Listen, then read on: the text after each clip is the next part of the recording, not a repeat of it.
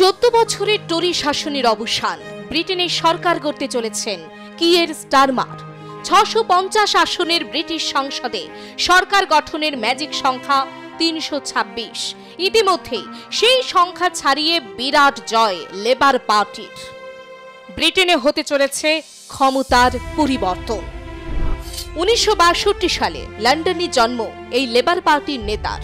তার বাবা ছিলেন শ্রমিক, মা ছিলেন নার্স। ছোটবেলায় একাধিক জায়গায় সমাজসেবামূলক কাজের সঙ্গে যুক্ত ছিলেন স্টারমার। লিডস বিশ্ববিদ্যালয় থেকে আইনে স্নাতক, অক্সফোর্ড বিশ্ববিদ্যালয় থেকে সামাজিক আইনে স্নাতকোত্তর। পুরো দস্তুর রাজনীতি শুরুর আগে ব্যারিস্টারের কাজ করতেন স্টারমার। ব্রিটেনের মানবাধিকার আইনজীবী হিসেবে এই আইনজীবীকে নাইট উপাধি দিয়েছিলেন প্রয়াত রানী দ্বিতীয় এলিজাবেথ। কুইন্স কাউন্সিলে নির্বাচিত হন 2000 সালে। সরকারি আইনজীবী, একাধিক হেভিওয়েট মামলা লড়েছেন। স্টারমার 2015 সালে নামেন নির্বাচনী ময়দানে।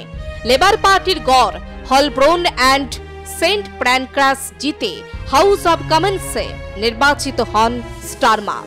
2020 সালে লেবার পার্টির প্রধান নির্বাচিত হন। বামপন্থী নেতা হলেও লেবার পার্টির সদস্যদের কাছে নিজেকে মধ্যপন্থী নেতা হিসেবে তুলে ধরেন স্টারমার। কাশ্মীর ইস্যুতে ভারত বিরোধী অবস্থান নিয়েছিলেন লেবারের প্রাক্তন নেতা জেরেমি করবিন। ভারত এর জেরে লেবারের থেকে মুখ ফিরিয়ে নিয়েছিল। তবে স্টারমার দলের হাল ধরার পরে ভুল স্বীকার করেন। ভারতীয় বংশোদ্ভূতদের ফের দলের দিকে টানতে হিন্দু ফোবিয়ার বিরোধিতা করেছিলেন তিনি। দায়িত্ব নেয়ার পরে প্রথম নির্বাচনে বাজিমাত। 2024 সাধারণ নির্বাচনে একক সংখ্যাগরিষ্ঠতা পেয়েছে লেবার পার্টি। 14 বছর পরে ব্রিটিশ রাজনীতিতে পালা বদল ঘটিয়েছেন। নিরামিষাশী নেতা হিসেবেও যথেষ্ট জনপ্রিয় এই নেতা তার সমাজপন্থী আদর্শে ভর করে কি ঘুরে দাঁড়াতে পারবে ব্রিটেনের বেহাল অর্থনীতি?